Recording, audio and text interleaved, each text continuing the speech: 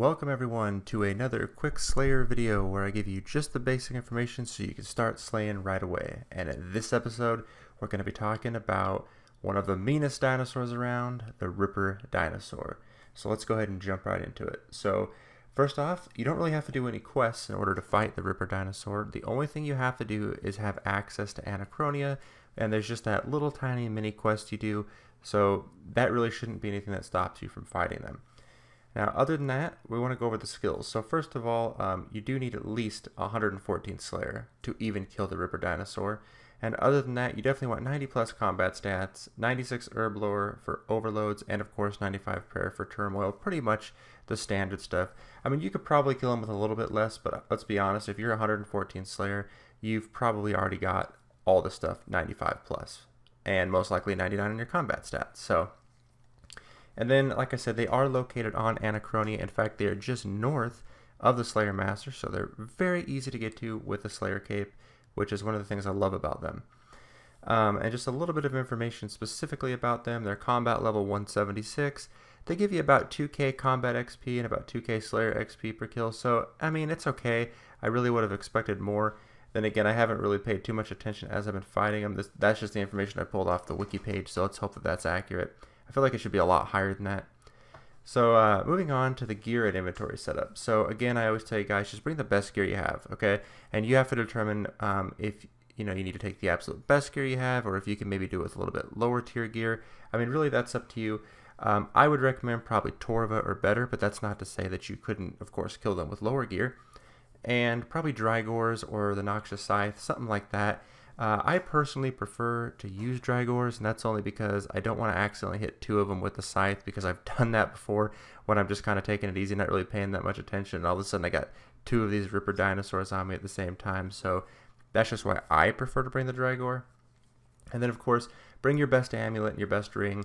You can bring the Amulet of Souls to help you get a little bit more healing, or you can bring the Blood Amulet of Fury, which is what I use a lot of the time, just because it's so much cheaper.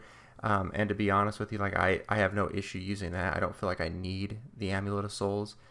And then bring the Ring of Dwarves to hopefully give you a better chance to get a good drop. Now, if you think that you could die here, maybe it's your first time, you just want to test it out, you could of course bring the Ring of Death just in case. And if that's the case, you may want to bring a Sign of Item Protection. Like I said, if you think you're going to die. But I really don't think you will. I think if you watch the guide here, you should have no problem.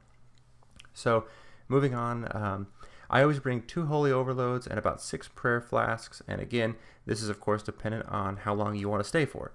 And then I bring my Winter Storage Scrolls and some food, of course, just so that I can go ahead and have plenty of food to survive for a decent trip, and of course the scrolls, because you definitely want to be banking their bones, because they're about, I want to say they're around 13k right now. I think it's like 12.8k at the moment, so I mean pretty decent, and they drop that every time. Some other useful items, definitely the Slayer Cape, and that's because that's going to help you teleport basically straight to the Ripper Demons, or not demons, dinosaurs. Spring Cleaner can also be very useful, just to help break down any of the pieces that you get, so you don't have to worry about taking all that salvage back. Now, the nice thing is they do drop some salvage noted, so that's helpful. And of course, a Vampirism Aura or any combat aura that you may have, that's going to help speed up the kills. And the last thing I want to say is the one ability that you want to have on your action bar out of all of them is going to be Freedom. That is vitally important here.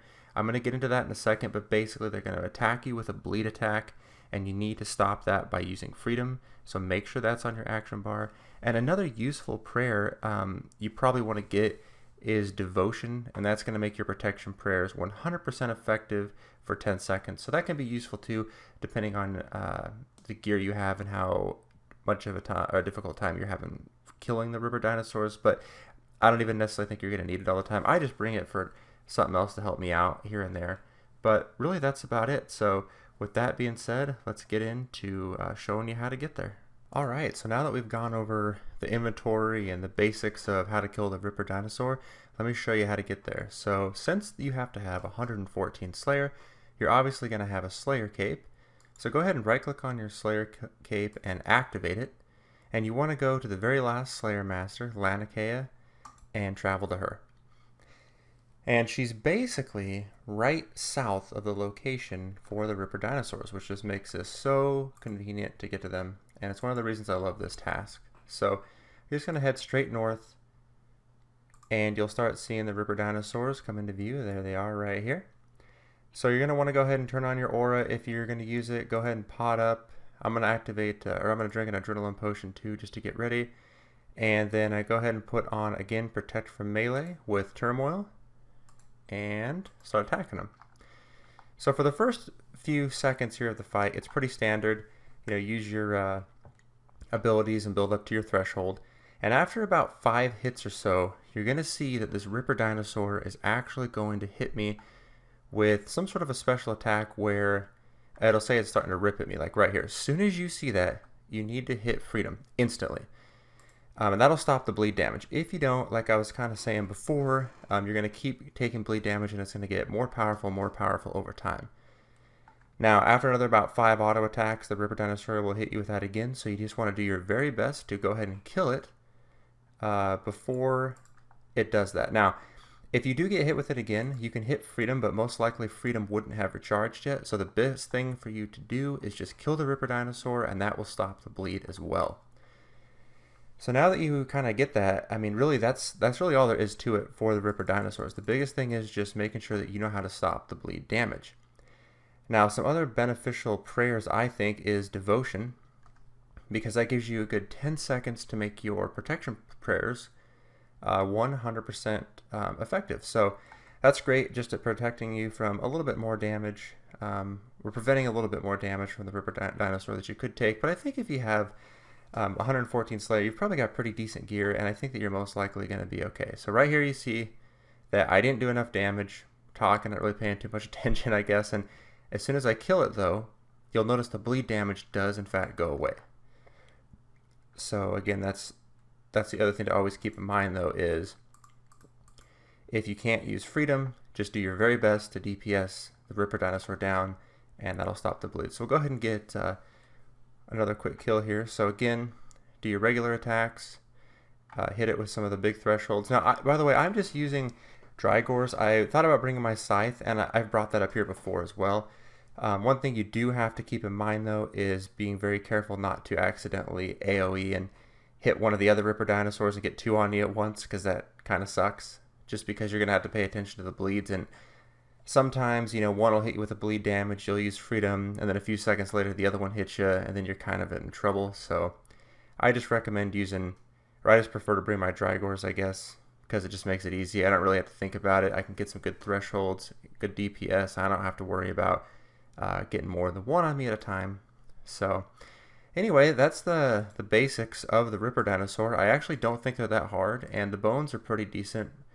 I'm not sure what they go for. I think it's like 12 to 15k right now. So, I mean, for the most part, even if you don't get a lot of good drops, you're at least getting 12 to 15k a drop.